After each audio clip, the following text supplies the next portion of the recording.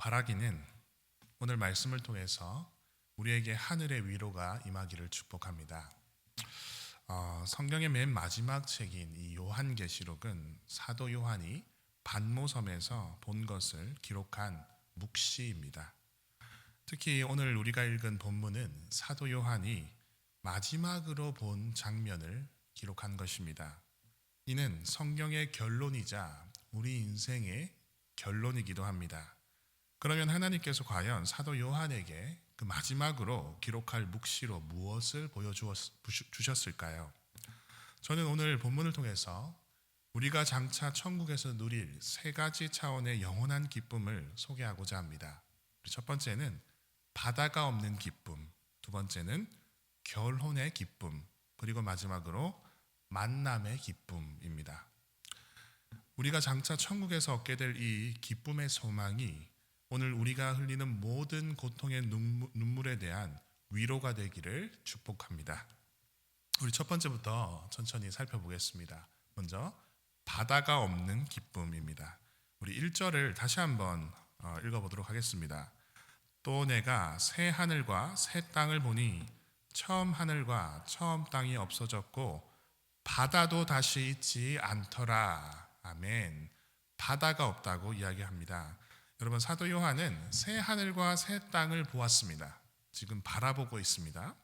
이것이 처음 하늘과 처음 땅과는 구별되는 새로운 것이라고 소개하고 있습니다.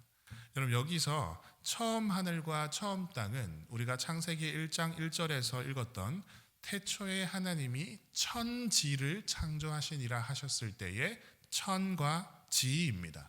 히브리어로 샤마임 그리고 에레츠, 즉 하늘과 땅입니다.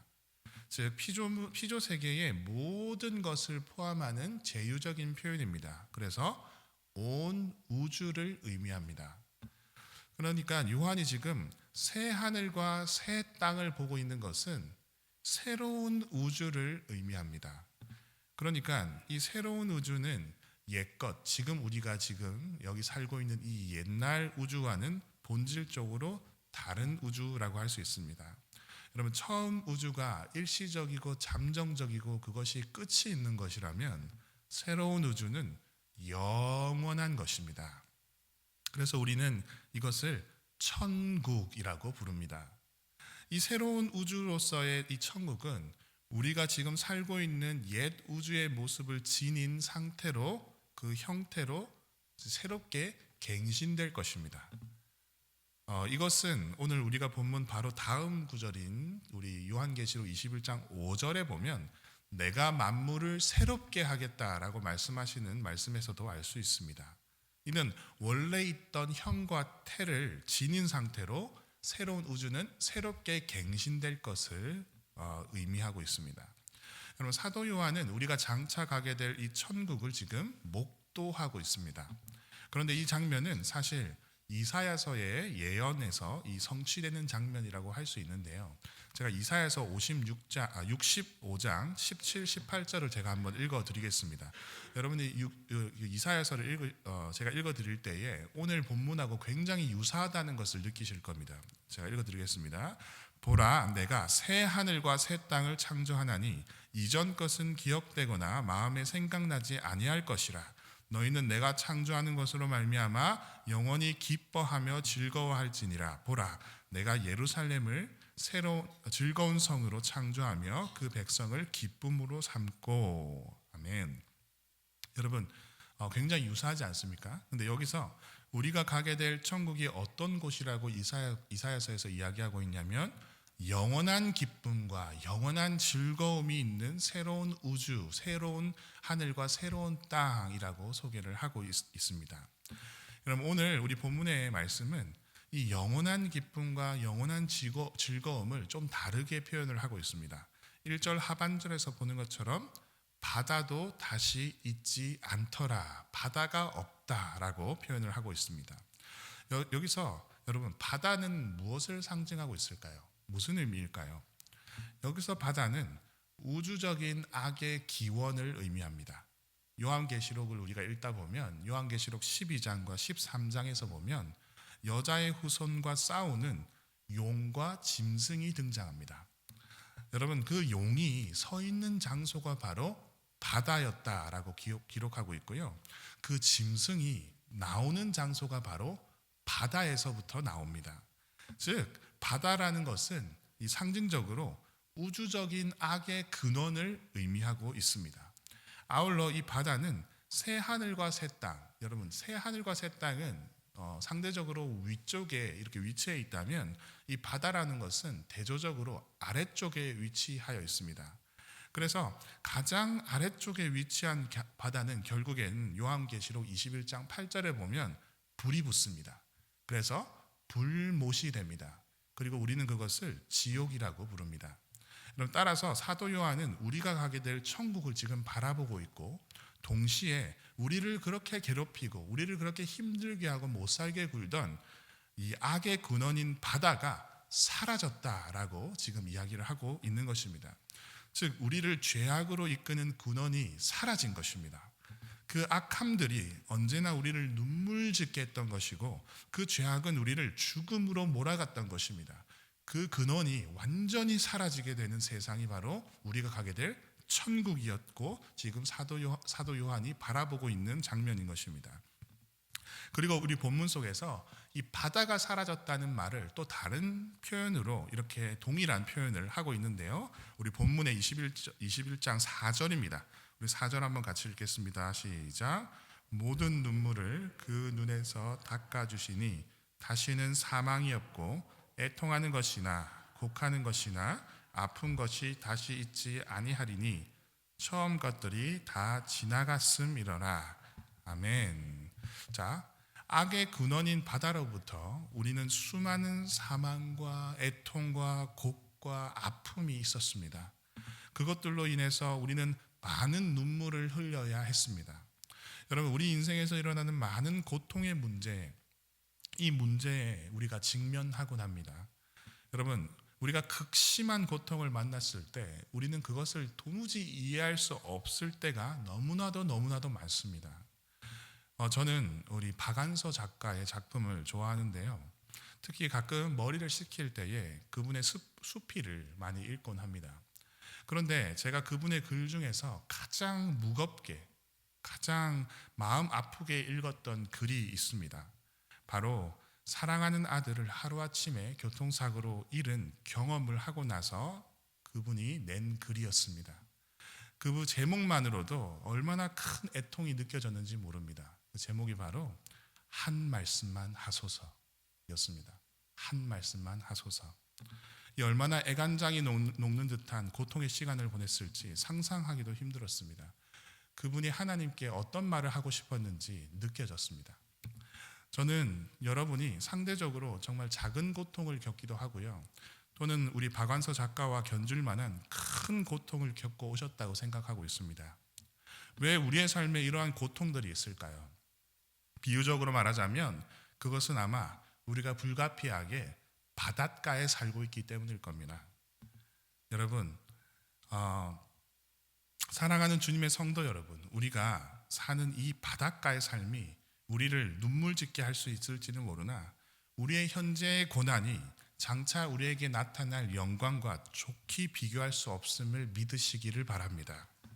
여러분, 이 바다가 사라지는 그날 우리 주님은 여러분들의 모든 눈물을 닦으실 것이며 영원한 기쁨과 영원한 즐거움으로 초대하여서 여러분들을 위로하실 것입니다.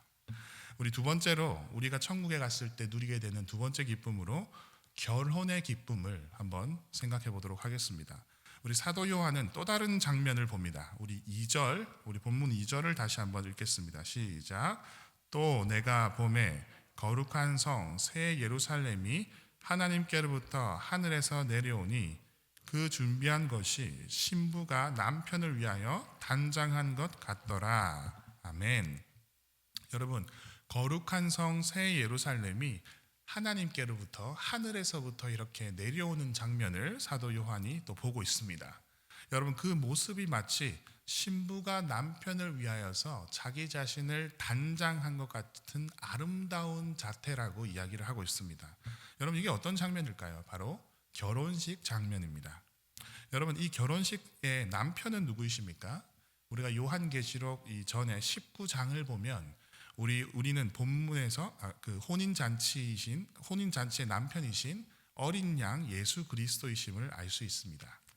우리 이 어린 양은 바로 우리 그 결혼하게 되는 남편을 의미하게 됩니다. 그런데 우리 신부는 누구일까요? 우리 본문은 신부를 거룩한 성 새 예루살렘이라고 소개합니다. 그럼 이는 예수님을 믿는 모든 사람들의 집합을 의미합니다. 그러니까 저와 여러분도 우리 어린 양 예수 그리스도의 신부가 되는 것입니다. 우리 천상의 완성된 교회를 의미하게 되는 것입니다. 곧 이 땅에서 믿음을 굳게 지키고 살았던 저와 여러분이 바로 신부이자 거룩한 도성 새 예루살렘이 되는 것입니다. 아울러 여러분이 이 땅에서 사랑했던 모든 사람들을 가장 아름다운 모습으로 만나서 함께 거룩한 도성 새 예루살렘에 머물게 될 것입니다. 여러분, 이 신부는 남편이신 예수님을 위해서 지금 옷을 단장하고 있습니다. 옷을 잘 차려입고 있습니다. 여러분, 신부가 입는 옷은 무엇을 뜻할까요? 우리 요한계시록 19장 7절에서 8절을 우리 한 장만 뒤로 넘기시면 우리가 읽을 수 있습니다. 요한계시록 19장 7에서 8절입니다. 우리 함께 읽겠습니다. 우리가 즐거워하고 크게 기뻐하며 그에게 영광을 돌리세. 어린 양의 혼인 기약이 이르렀고 그의 아내가 자신을 준비하였으므로 그에게 빛나고 깨끗한 세마포 옷을 입도록 허락하셨으니 이 세마포 옷은 성도들의 옳은 행실이로다 하더라. 아멘. 여러분, 지금 이 신부가 세마포 옷을 입고 있습니다. 근데 이 세마포 옷이 뭐라고 이야기를 하고 있죠? 성도의 옳은 행실이다라고 이야기를 합니다. 여러분, 그 옷은 거룩하게 구별된 옳은 행실입니다. 여러분, 이 옷은 신부 스스로 입는 것이 아닙니다. 그러니까 우리가 이제부터 그러면 올바로 똑바로 살아야 되느냐, 드디어 이게 율법주의냐 이렇게 이야기하는 것이 아닙니다. 왜냐하면 이 옷을 신부 스스로 입는 것이 아니기 때문입니다. 이사야서 61장 10절에 보면 이 의로운 옷을 누가 입혀주시냐면 하나님께서 우리에게 입혀주신다라고 기록되어 있습니다. 그러니까 어린 양 예수님의 의로움이 우리에게 전가되었다는 의미입니다. 예수 그리스도께서 십자가와 부활을 통해서 이루어 놓으신 그 의로운 행위가, 그 의가 우리의 의가 되었다라고 복음처럼 이야기하고 있는 것입니다. 그러니까 복음 장로 교회로 묶인 저와 여러분은 예수님의 신부인 것입니다. 그리고 재림때가 그 결혼식이라면 오늘 우리의 위치는 무엇일까요? 바로 약혼 관계라고 할 수 있습니다. 결혼을 약속한 관계인 것입니다. 따라서 오늘 우리는 주님의 아내로서, 주님의 신부로서 거룩함과 의로움을 추구하면서 장차 있게 될 결혼의 기쁨에 대해서 기대하는 삶을 살아가셔야만 하겠습니다. 의의 옷을 입는 그날, 우리가 상상도 할 수 없는 기쁨의 결혼식이 우리를 기다리고 있을 것입니다. 우리 세 번째로 우리가 천국에서 누릴 기쁨은 바로 만남의 기쁨입니다. 우리 사도 요한은 새 하늘과 새 땅이 있고 바다가 사라지는 것을 보았고 다음으로 거룩한 성 새 예루살렘이 하나님으로부터 하늘에서 내려오는 장면을, 즉 결혼식 장면을 보았습니다. 그리고 이제 그는 하나님의 보좌로부터 음성을 듣습니다. 우리 3절 함께 읽겠습니다. 시작. 내가 들으니 보좌에서 큰 음성이 나서 이르되 보라, 하나님의 장막이 사람들과 함께 있음에 하나님이 그들과 함께 계시리니 그들은 하나님의 백성이 되고 하나님은 친히 그들과 함께 계셔서. 아멘. 자, 여기서 보십시오. 보라 하고 하나님께서 그를 주목시키십니다. 그런데 보라고 주목시키시는 그 대상이 무엇이냐면 하나님의 장막을 보라, 이렇게 얘기하고 있습니다. 그러니까 지금 장막 하나가 서 있는 것입니다. 텐트 하나가 서 있는 것이죠. 사람들 가운데 있는 그 장막을 통해서 하나님께서 그 백성들과 함께 하고 계신다라고 이야기하고 있습니다. 장막이 있고 그 의미는 내가 너희와 함께 하고 있다라는 의미입니다. 여러분, 장막과 함께 하심은 어떤 언어이냐면 우리가 구약을 볼 때 언약의 언어입니다. 그러니까 언약을 떠올리게 하는 것입니다. 레위기 26장 11절, 12절 우리가 한번 찾아보겠습니다. 구약 성경 레위기 구약 성경 188면에 있습니다. 레위기 26장 11절에서 12절 말씀입니다. 우리 장막과 함께 하심, 그리고 그것이 언약의 언어라는 것을 우리가 이 본문을 통해서 한번 보겠습니다. 레위기 26장 11절에서 12절 말씀 함께 읽겠습니다. 내가 내 백성막을 너희 중에 세우리니 내 마음이 너희를 싫어하지 아니할 것이며 나는 너희 중에 행하여 너희의 하나님이 되고 너희는 내 백성이 될 것이니라. 아멘. 자, 여기서 보면 내가 내 성막을 너희 중에 세우겠다라고 얘기하시며 함께 하심을 이야기하고 있습니다.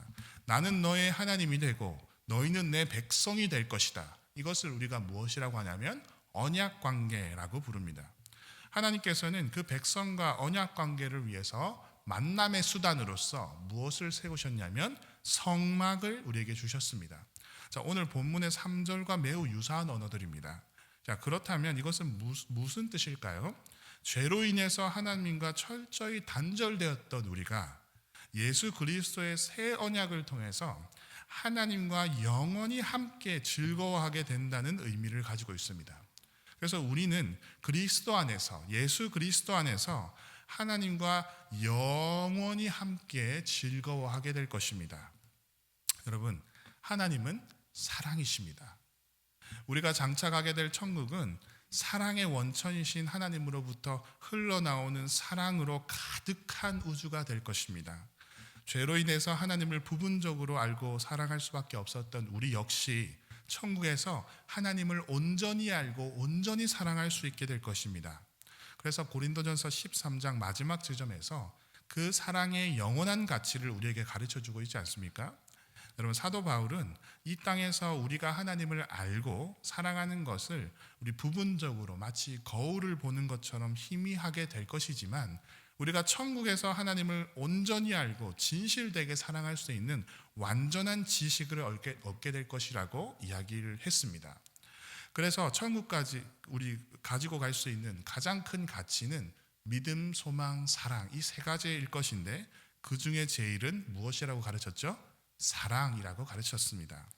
따라서 우리가 하나님을 만나서 언약의 완전한 성취를 이루어서 영원히 함께할 때 마치 에덴에서 4개의 강줄기가 우리 사방으로 흐르는 것처럼 사랑의 강줄기가 정말 넘치게 흐르는 그 나라에 우리가 영원히 함께 만나서 영원히 누리게 될 것임을 우리 소망하시길 바랍니다. 여러분, 거룩한 성 새 예루살렘 대신 우리 사랑하는 복음 장로교회 성도 여러분, 비록 우리가 사는 이 바닷가의 삶이 우리에게 눈물 짓게 하고 사망과 슬픔과 고통이 있다 할지라도 주 예수 그리스도 안에서 우리에게 주어진 구원의 소망으로 인해서 기뻐하고 즐거워하시기를 바랍니다. 우리를 기다리고 있는 이 기쁨은요, 모든 고통이 사라지는 바다가 없는 기쁨이며 결혼잔치, 즉 신부가 되는 아름다운 기쁨이고 하나님을 직접 만나서 영원히 함께하는 기쁨이 될 것입니다. 현재 우리의 고난은 장차 우리에게 나타날 영광과 좋게 비교할 수 없음을 믿으시길 바랍니다. 이 천국의 소망으로 오늘 하루를 기쁨으로 사시기를 축복합니다. 우리 함께 기도하겠습니다.